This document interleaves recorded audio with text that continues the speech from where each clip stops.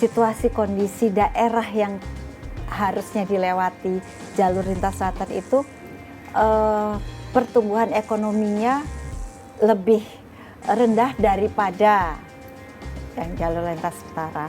Sehingga itu yang kemudian jadi pemikiran bahwa ini harus digenjot, yang kemudian ketika infrastruktur itu sudah bagus, sudah optimal dan menyambungkan dari kota satu dengan kota lainnya, insya Allah itu pergerakan ekonomi akan terjadi di jalur-jalur yang dilewati oleh jalur lintas selatan. Seperti itu. Jangankan jalur lintas selatan, semua daerah, semua kondisi wilayah, ketika terkoneksi satu dengan yang lain, itu pasti satu mobile itu akan mudah. Betul. Dengan adanya orang bisa sangat wirawiri istilahnya ke satu tempat, itu kan pasti ada perputaran ekonomi. Bukan hanya manusia, juga hasil-hasil bumi, hasil-hasil produksi yang ada di wilayah masing-masing itu akan bisa terdistribusi kemanapun ketika semua fasilitas infrastruktur itu terkoneksi. Nah, sekarang ini khusus untuk jalur lintas selatan, ketika itu terkoneksi, itu daerah-daerah penghasil yang selama ini sangat sulit mengirimkan barang-barangnya, dagangannya ke tempat lain yang lebih bisa menjangkau pembeli, itu pasti akan terfasilitasi gitu.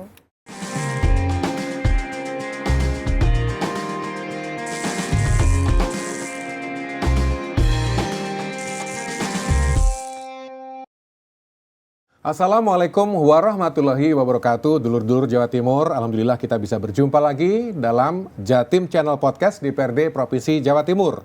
Saya Iman Dwi-Hartanto. Narasumber saya ini memenuhi janji. Karena beberapa waktu lalu saya nitipkan janji untuk bisa kumpul lagi. Karena beliau ini merupakan sosok wanita yang hebat. Pernah mendapat amanah sebagai Wali Kota Batu. Dan sekarang menjabat sebagai anggota Komisi D DPRD Provinsi Jawa Timur. Siapa lagi kalau Sobo Batu yang nggak kenal dengan Bu Hajah Dewanti Rumpoko MSI yang sekarang menjabat sebagai anggota Komisi D DPRD Provinsi Jawa Timur, yang rawuh lagi memenuhi janji beliau nyelake waktu untuk ngobrol-ngobrol tentang situasi yang berbeda. Kalau beberapa waktu lalu ngomong soal potensi bencana di Malang Raya, sekarang kita bicara soal lintas selatan. Assalamualaikum Bu Dewanti. Waalaikumsalam warahmatullahi wabarakatuh. Saya ini kayak ketanggungan utang gitu ya, karena beberapa waktu lalu saya nagih, Bu ngomong yang lainnya ya sesuai dengan Komisi D. Saya gitu. yang punya utang, Mas. Karena setahu saya Bu Dewanti dari Komisi D ini kan dari fraksi PDI Perjuangan Dapil 6 Malang Raya kalau saya nggak salah lagi. Dan kalau bicara soal Komisi D ini tupoksinya atau wilayah kemenangan dan juga pengawasan beliau itu kan urusannya ya satu diantaranya soal infrastruktur. Nah, sesuai dengan tema kita ini ya, bicara tentang percepatan pembangunan jalan provinsi menuju lintas selatan untuk mengurangi ketimpangan wilayah. Wah, luar biasa ini. Jalur lintas selatan ini sudah sering dan banyak sekali dapat perhatian, mulai di media sosial dan sebangsanya. Kalau kita kembali lagi ke Bu Dewanti sebagai anggota DPRD Provinsi Jawa Timur, Komisi D khususnya. Bisa flashback, Bu? Mungkin pemirsa yang lupa, sopo sih saja nih Bu Dewanti. Meskipun tadi saya katakan sudah pernah menjabat wali kota, mungkin Bu Dewanti bisa ceritakan kilas balik sebagai anggota DPRD. Monggo. Iya, aduh kalau disuruh kilas balik soal saya sendiri, yang jelas begini, saya berterima kasih pada periode ini setelah saya menyelesaikan tugas diberi amanah jadi wali kota Batu pada tahun 2017-2022. Dan alhamdulillah sekarang menjadi wakil rakyat untuk Malang Raya. Saya juga mengucapkan terima kasih kepada seluruh warga Jawa Timur, khususnya Malang Raya yang sudah memberikan amanah bagi saya. Kepercayaan adalah tanggung jawab yang harus diemban dengan konsisten Kopin. Betul. Dan kalau sekarang Ibu ada menjadi bagian dari Komisi D DPRD Provinsi Jawa Timur, setahu saya Komisi D itu satu di antaranya membidangi infrastruktur dan juga perumahan rakyat. Nah, kali ini saya coba fokus ke infrastruktur dulu deh, jalan lintas selatan itu. Mungkin Ibu bisa ngasih gambaran. Sebenarnya Komisi D DPRD Provinsi Jawa Timur tuh bidangnya apa saja tuh, Bu? Napa mau Bu? Selain infrastruktur, perumahan, lingkungan hidup, perhubungan juga. Perhubungan itu adalah salah satu salah banyaknya. Demikian. Ya. Salah banyaknya dari Komisi D. Iya, gitu. Ya, kalau namanya salah itu berarti masih banyak. Iya. Perintil-perintil masih banyak. Masih. Nah, Bu Dewanti, sesuai tema kita ya, percepatan pembangunan jalan provinsi menuju lintas selatan untuk mengurangi ketimpangan. Ini cukup unik karena setahu kami gitu ya, bicara tentang jalur lintas selatan udah sering sekali dibicarakan dan dibahas itu. Sekarang ini kalau dikatakan tahapan dan progresnya, situasinya seperti apa sekarang Ibu ya? Iya, sebetulnya sebelum periode kepemimpinan Bapak Prabowo, itu jalur lintas selatan kemarin itu betul menjadi sebuah prioritas. Jadi Bapak Presiden Jokowi betul-betul ingin menuntaskan itu. Dan sekarang pun tetap dilanjutkan, walaupun ada hal-hal yang harus sedikit diefisiensikan. Demikian. Kalau nggak salah memang ada berhubungan dengan Perpres nomor 1 tahun 2025 yang berhubungan dengan efisiensi anggaran di berbagai macam pos ya Bu ya. Iya. Nah dampaknya seperti apa ya Bu ya? Ya apapun ketika kita akan menyelesaikan program, terutama pembangunan, pasti hubungannya dengan pembiayaan. Betul, anggaran. Nah ketika anggaran itu kemudian ada terjadi efisiensi dikurangi istilahnya, pasti akan terjadi hal-hal yang agak sedikit menghambat begitu, agak sedikit pelan progresnya seperti itu Pak Iman. Jadi tapi tetap jalan Bu ya, tetap jalan. Insya Allah kita doakan dan mandatorinya kan memang infrastruktur itu 40% dari ini, mudah-mudahan itu bisa walaupun terkurangi. Akan ada progres, pasti tetap ada progres seperti itu. Bu Dewanti, untuk menyamakan persepsi kita, mungkin untuk pemirsa yang sudah tahu dan hafal dengan jalur lintas selatan, atau barangkali juga pernah melewati jalur ini, gitu. Mohon izin Ibu bisa ngasih gambaran jalur lintas selatan ini dari mana ke mana tuh Bu? Kalau saya nggak salah itu kan mulai dari timur Banyuwangi terus susur sampai ke wilayah-wilayah selatan. Kalau nggak keliru sampai tembus Jogja kalau nggak salah Bu ya? Kalau Jawa Timur itu sampai Pacitan, terus ya akhirnya jadi Malang ikut Blitar sampai Trenggalek, Pacitan. Itu dari Banyuwangi, seperti itu. Itu berapa km ya Bu ya? Berapa kilometer Bu ya? Berapa ratus kilometer ya? Mungkin sekitar 700 mungkin ya, 700 sekian kilometer. Kalau kita coba tarik dengan tema besar kita, jalur lintas selatan, infrastruktur, connectivity antar kota, ini kan juga berhubungan dengan lalu lintas orang, lalu lintas barang, dan juga lalu lintas kegiatan-kegiatan yang berhubungan dengan ekonomi. Kalau memang itu ditujukan untuk mengurangi ketimpangan wilayah, seperti apa pola sekarang Ibu? Ya, seperti kita ketahui, memang jalur lintas selatan ini kan belum optimal pembangunannya sudah dari lama. Nah, akhirnya situasi kondisi daerah yang harusnya dilewati jalur lintas selatan itu pertumbuhan ekonominya lebih rendah daripada yang jalur lintas utara, sehingga itu yang kemudian jadi pemikiran bahwa ini harus digenjot, yang kemudian ketika infrastruktur itu sudah bagus, sudah optimal dan menyambungkan dari kota satu dengan kota lainnya, insya Allah itu pergerakan ekonomi akan terjadi di jalur-jalur yang dilewati oleh jalur lintas selatan, seperti itu. Lah kalau Malang sendiri Bu, karena memang Ibu dapilnya dapil Malang Raya, Malang pasti masuk toh CLS ini. Iya. Ya. Kondisi sekarang seperti apa ya Bu ya? Potretnya itu. Ya, sebetulnya untuk pembangunan Malang, terutama melewati daerah kabupaten, gitu Pak, dari Lumajang langsung ke Kabupaten Malang, itu sudah selesai dan sudah diresmikan. Tetapi ya kendala kena musibah kemarin itu akhirnya sebagian dari yang di lintas selatan yang di daerah Malang itu terkendala ambles demikian. Kira-kira sekitar 200 meteran lah banyak itu. Karena di jalan yang dilintasi itu ternyata ketika musim penghujan yang sangat deras, ekstrim, Nggih. itu terjadi aliran air di dalam situ. Oh. Mungkin ada sumber atau aliran dari atas gunung. Ketika saya meninjau ke sana, itu belum terjawab. Apakah ini sumber dari dalam yang di sekitar jalan atau aliran dari atas gunung? Demikian. Kami waktu itu bertanya, apakah ketika membangun itu tidak menjadi hal yang dipertimbangkan. Nah, mungkin surveinya itu waktu musim kemarau. Jadi aliran itu ketika itu tidak ada. Yeah. Dan mungkin tidak juga ada bekasnya, demikian, sehingga kok tidak terdeteksi gitu. Nah, ini yang kemudian jadi catatan, mungkin apakah ketika akan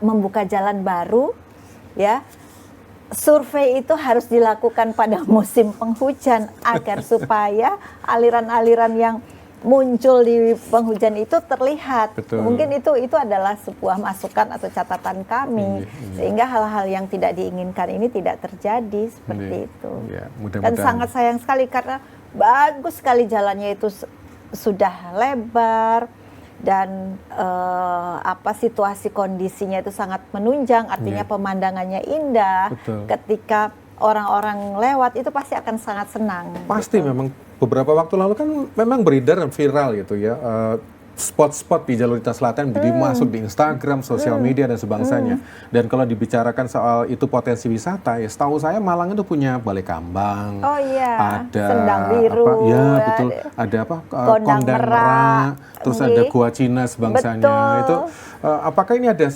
progres untuk menjadi sumber berikutnya bahwa ini potensi wisata yang harus dikembangkan dengan lintas selatannya itu, Bu? Iya, pasti. Ketika fasilitas umum jalan infrastruktur itu sudah terfasilitasi dengan baik, pasti dampaknya itu akan terjadi untuk daerah-daerah yang dilewati, terutama pantai-pantai yang sangat indah di Kabupaten Malang. Itu pasti. Iya. Perkembangan sekarang? Apakah sudah ada mungkin dari Malang Raya sendiri, pemerintah kota, pemerintah kabupaten? Perkembangan apa ini? Perbaikan. Begini, karena ada aliran sungai itu, akhirnya ini harus dikaji ulang. Apakah itu akan dibangun kembali atau nantinya akan sedikit dialihkan? Ini masih dikaji ulang, sehingga sekarang ini situasi kondisinya belum diperbaiki yang permanen, tetapi bisa jalan hanya darurat seperti itu. Gitu. Waduh, ini ya kalau harus mungkin melambung sedikit berubah jalan rute ini berarti ngitung lagi ini berarti ya. Betul. Ya, ini adalah kecelakaan lah. Kecelakaan dalam ini. Kalau kita fokus pada situasi dan juga perkembangan, setahu saya, Ibu boleh koreksi saya, ini kalau pemahaman saya, proyek jalur lintas selatan ini sudah dimulai sejak eranya Bu Megawati Soekarnoputri waktu masih presiden.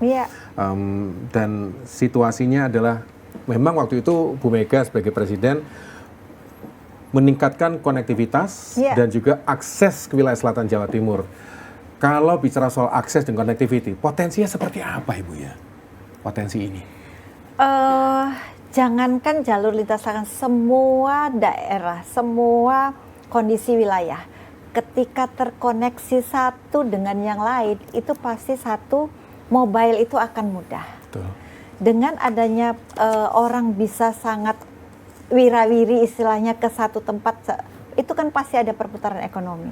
Laras. Bukan hanya manusia, juga hasil-hasil bumi, hasil-hasil produksi yang ada di wilayah masing-masing itu akan bisa terdistribusi kemanapun ketika semua fasilitas infrastruktur itu terkoneksi.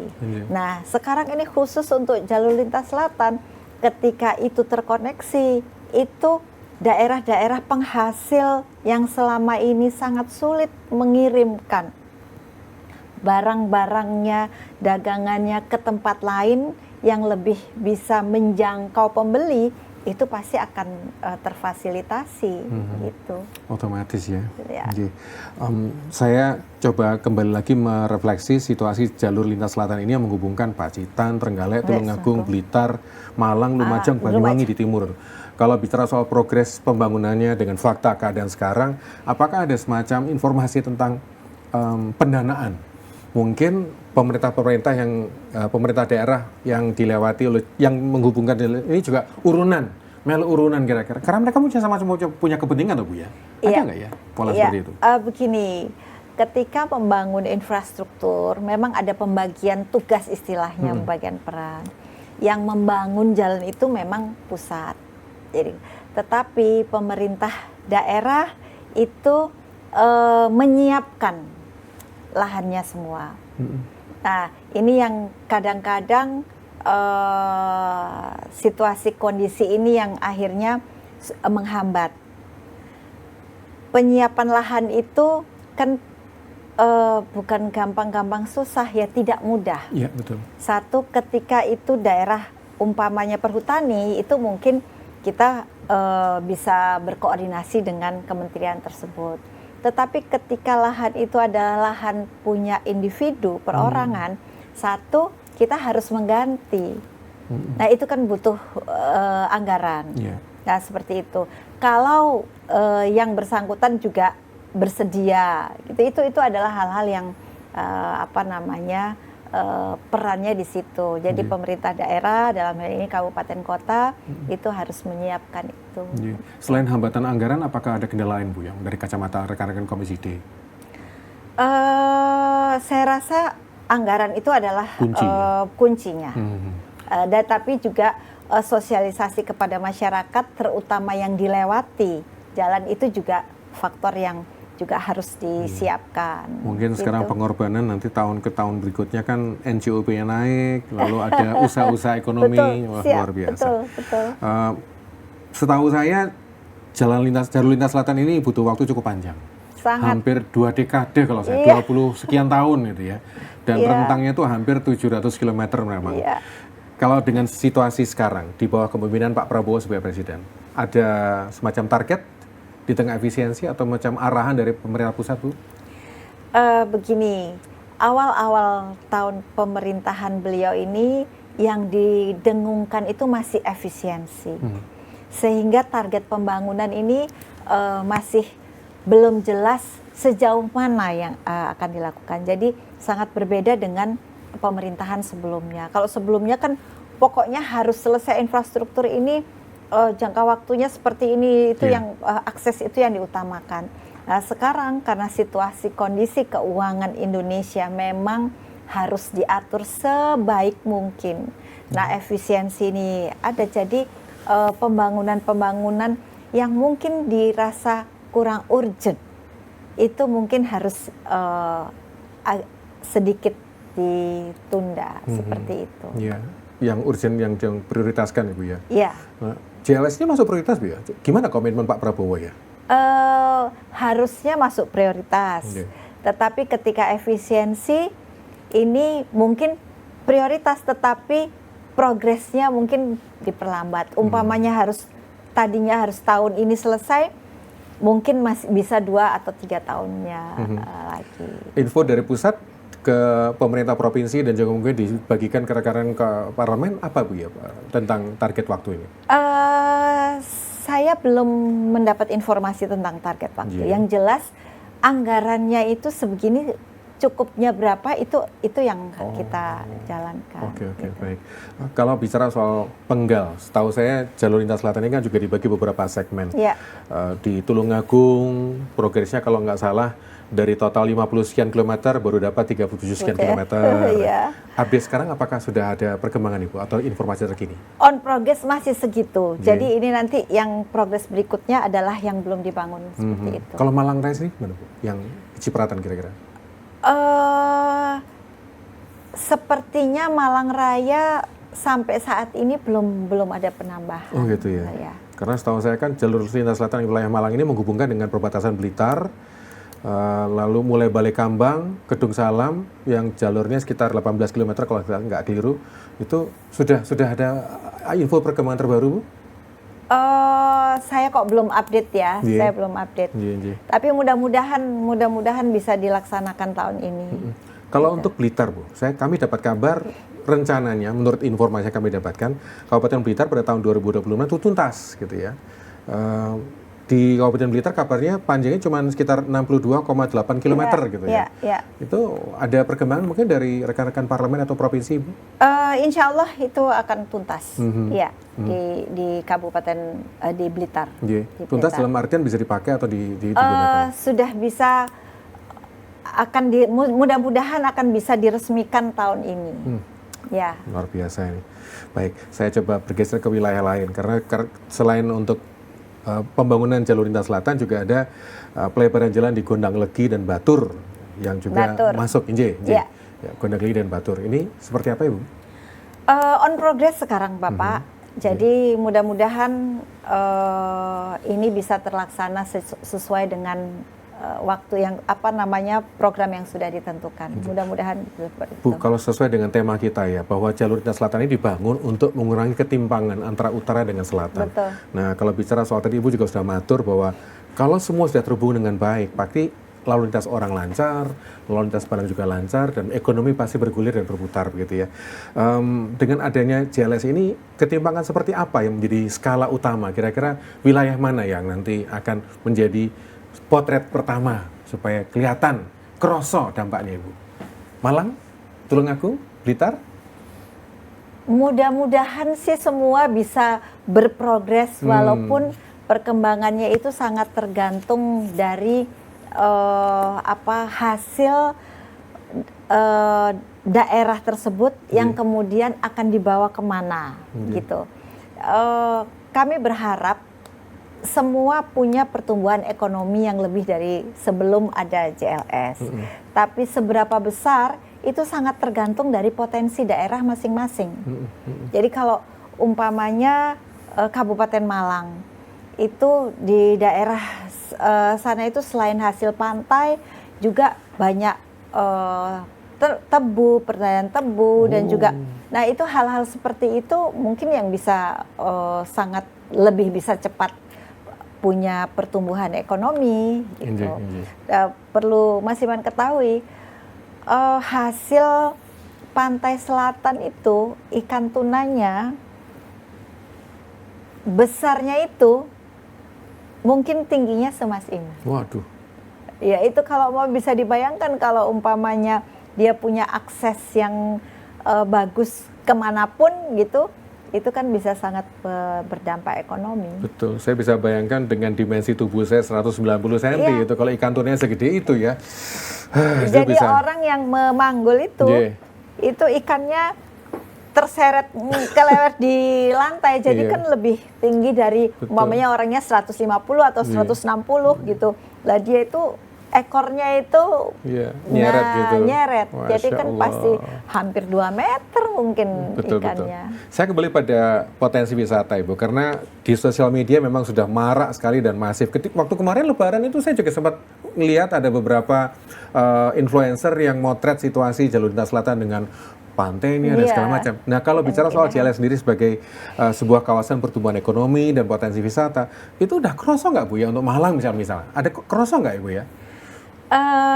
Begini, ketika infrastruktur itu sudah disiapkan, insya Allah akan ada investor yang kemudian melirik daerah-daerah pantai.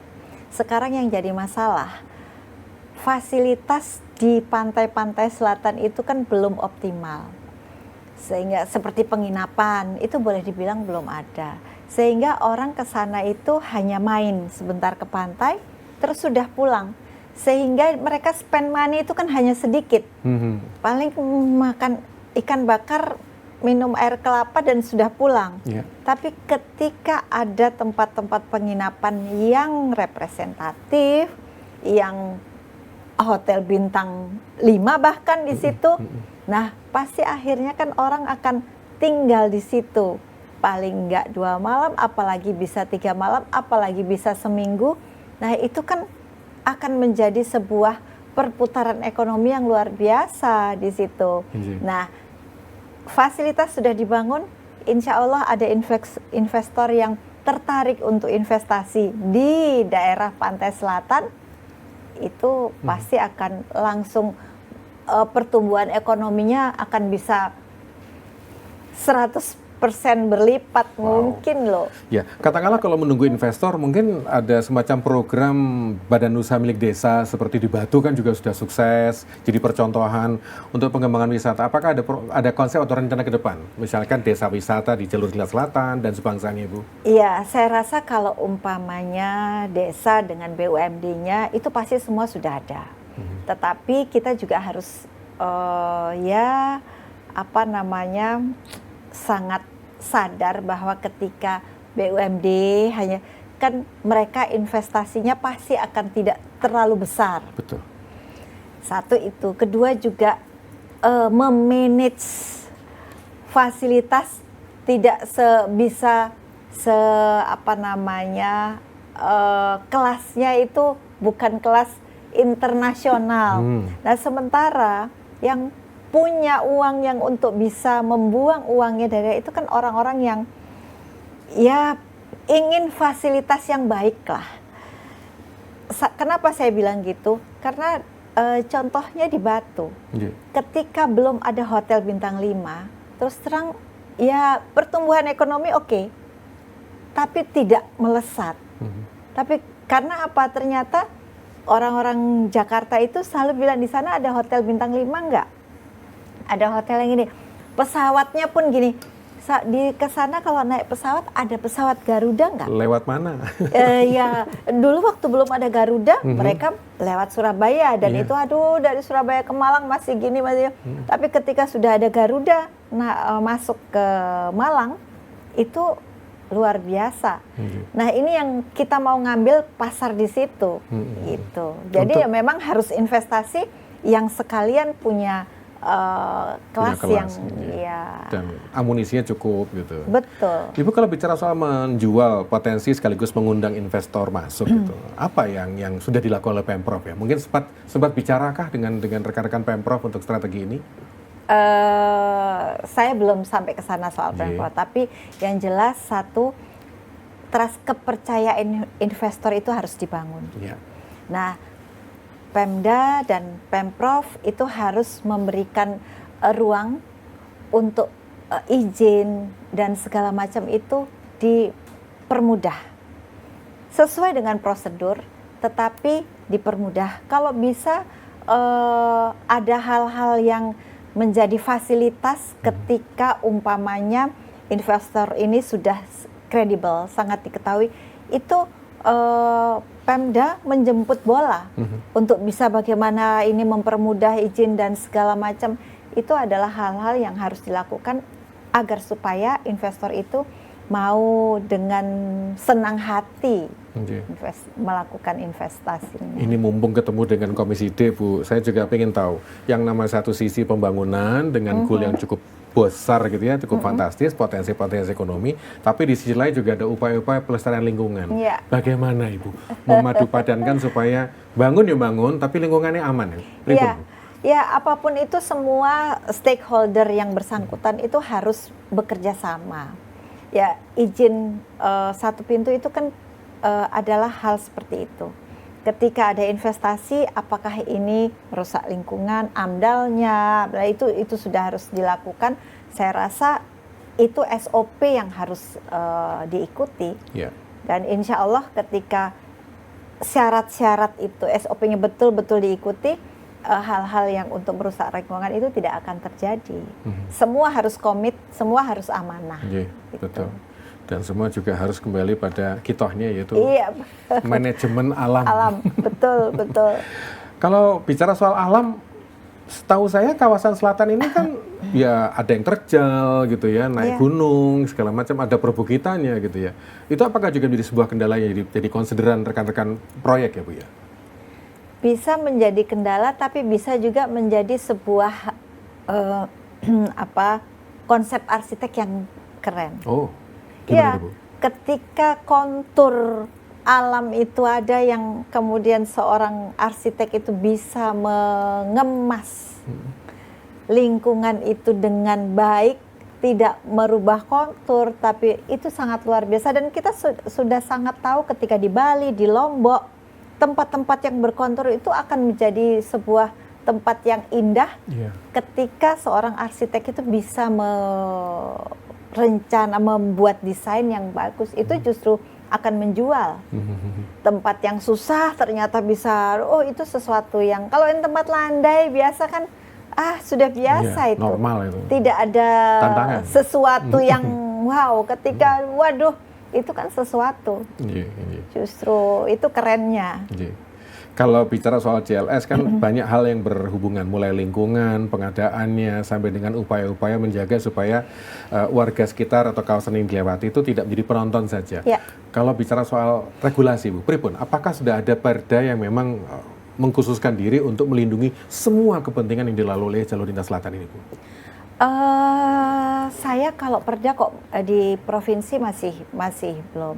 Cuma kalau di daerah tingkat 2 biasanya ketika ada pembangunan di sebuah wilayah, itu pemerintah daerah, kota maupun kabupaten dengan investornya itu punya komitmen bersama bahwa berapa persen dari pegawai yang akan direkrut itu adalah orang daerah tersebut.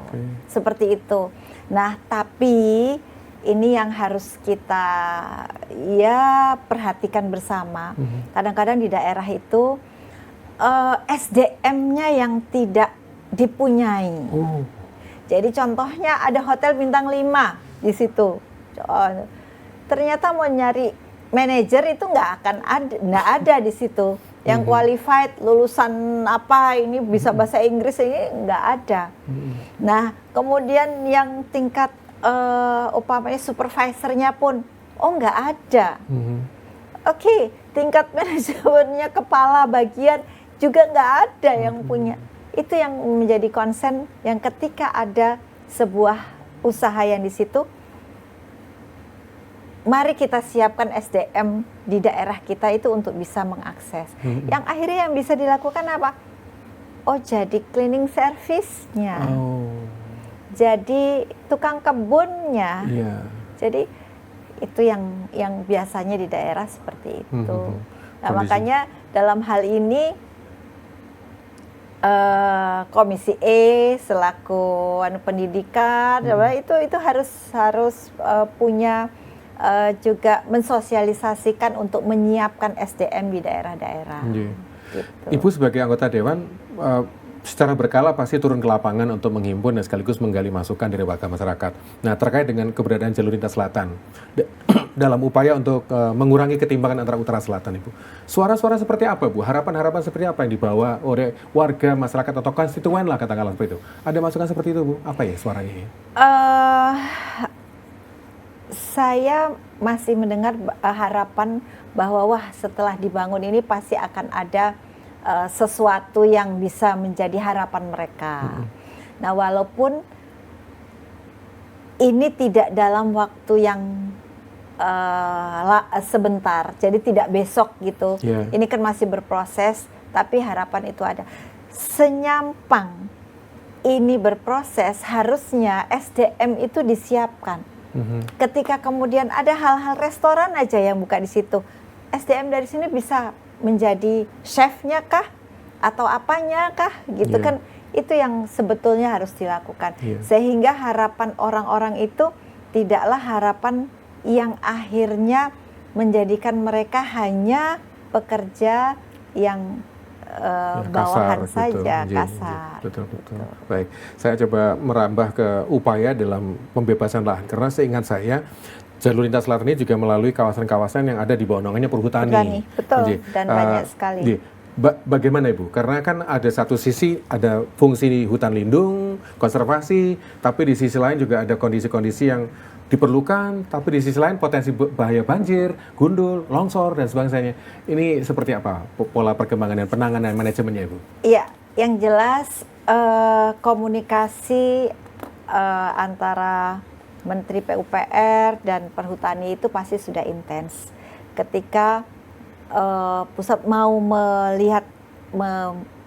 melakukan pembukaan jalan di situ, sudah dilihat akses yang bisa dan hutan yang memungkinkan dan boleh dibuka, itu pasti akan sudah terpetakan. Jadi jangan khawatirlah, tidak mungkin kalau hutan lindung itu kemudian dibuka, itu tidak mungkin. Jadi memang hutan-hutan tempat yang memang bisa diberikan dibuka itu yang akan diizinkan oleh perhutani. Perhutani sangat strict sekali soal ini. Ya. Tadi di tengah Ibu juga sempat jentil soal keberadaan nelayan. Karena ada potensi perikanan yang juga sudah mau tidak mau harus diakui di sana ada. Gitu. Ya. Dengan kondisi seperti ini, strategi untuk meminimalisir ketimpangan yang ada, Bu, karena di utara juga ada nelayan, desa nelayan, di selatan juga ada nelayan, supaya mereka bisa selaras. Apa ya strategi yang disampaikan supaya mereka juga bisa cukup sabar pertama, kemudian cukup ampuh untuk menghadapi situasi ini, Bu? Monggo. Ya, sekarang sebetulnya nelayan di sana juga sudah berkegiatan yang menghasilkan. Tetapi ketika situasi kondisinya akses belum lancar, itu pasti akan ada keterbatasan dan mereka hanya bisa menjual kepada orang-orang yang menerima di situ. Nah, ketika sekarang akses sudah dibuka, kemungkinan besar mereka akan bisa langsung menjual, jadi tidak pakai perantara, yang akhirnya bisa mendapat keuntungan yang lebih besar dari yang sekarang mereka punya. Kita berharap seperti itu. Gitu. Kalau harapan Komisi D sendiri seperti apa, Bu, terhadap keberadaan JLS ini? Harapan kami, satu, JLS ini cepat terhubung dan tuntas. Yang kemudian, kedua, ketika itu sudah selesai, tuntas, kami sangat memohon pemerintah daerah yang terlewati, dari Banyuwangi sampai Pacitan itu, punya program untuk menumbuh kembangkan daerah-daerah yang sudah terfasilitasi ini untuk menjadi daerah perekonomian yang baru, yang kemudian bisa berdampak ekonomi yang sangat lonjakannya sangat luar biasa. Kami berharap seperti itu. Ada seruan, Bu, untuk warga yang berkepentingan dengan Jalur Selatan? Ya, seperti saya sampaikan tadi, mari kita siapkan SDM-nya, apapun itu. Ketika mau di situ JLS sudah terlewati, sudah selesai dari ujung sampai ujung, dari Banyuwangi sampai Pacitan, itu pasti akan terbuka ruang-ruang ekonomi di situ. Mau buka restoran, kafe, apapun di situ, penginapan, itu ayo kita mempunyai SDM yang memang bisa menjual produknya dengan baik. Jadi bisa tidak hanya kelas yang untuk kampung mereka saja, tetapi orang yang lewat situ, orang Jakarta, orang Surabaya, yang ketika restoran itu bersih, ketika restoran itu enak, ketika itu kan akan jadi hal yang sangat luar biasa gitu. Betul. Persiapan. Waduh, ini kalau bicara soal tahun 2026, ini sudah pertengahan bulan 2025. Sekelip mata pasti nyampe ya, Bu, ya? Optimis ya, Bu, ya, kalau dari Komisi D? Ketika anggaran ada, ketika semua lahan itu sudah siap, insya Allah buat jalan itu ketika sudah studi kelayakannya sudah beres, itu gampang. Tidak seperti bangun rumah kan tinggal diratakan, sangat mudah, dan ketika itu dikerjakan dengan sungguh-sungguh, insya Allah. Insya Allah. Gitu. Baik. Bu, matur nuwun untuk ngobrol-ngobrolnya. Saya harap nanti ada ke depan kita punya kesempatan ngobrol-ngobrol, karena masih ada, saya sebenarnya pengen ngobrol yang lain. Tadi sempat disentil, itu soal pelestarian lingkungan. Bu. Iya. Nanti kita perlu tampil lagi, Bu Dewanti, untuk Rawuh. Gitu. Mudah-mudahan minggu depan atau 2 minggu lagi kita ini jadwal.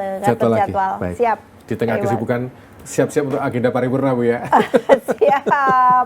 Matur nuwun, Bu Dewanti. Sama-sama. Terima kasih dulur-dulur Jawa Timur sudah menyaksikan Jatim Channel Podcast DPRD Provinsi Jawa Timur, dan ini merupakan sebuah tema yang luar biasa karena pasti ya Untuk warga Jawa Timur yang berkepentingan dengan jalur lintas selatan, menantikan kira-kira kapan penyelesaiannya, dan tentu saja ini merupakan sebuah pemerintah untuk bisa memperlancar lalu lintas orang, lalu lintas barang yang tentu saja akan ada ungkitan-ungkitan ekonominya.